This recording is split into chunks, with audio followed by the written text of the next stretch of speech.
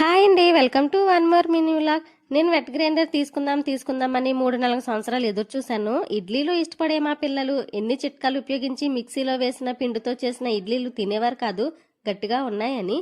ఇంకా తప్పని పరిస్థితుల్లో ఈ వెట్ గ్రైండర్ తీసుకోవడం జరిగింది. కొత్త ఉత్సాహం కొత్త పరుగులు అన్నట్లు గ్రైండర్ ఓపెన్ చేసిన మరుసటి రోజే ఇడ్లీకి పప్పు నానబెట్టి మరుసటి రోజుకి టిఫిన్కి రెడీ చేస్తున్నాను.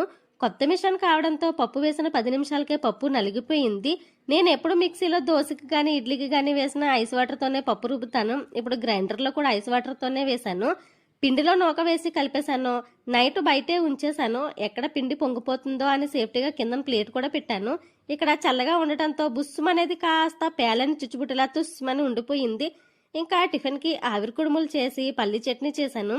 ఆవిరి కుడుములు మాత్రం చాలా అంటే చాలా మెత్తగా ఉండి చాలా బాగున్నాయండి. ఫస్ట్ టిఫిన్ మీకోసం, తినండి. ఇంకా ఈరోజు మన వీడియో నచ్చితే లైక్ చేయండి, షేర్ చేయండి. టిఫిన్ ఎలా ఉందో కామెంట్ చేయండి.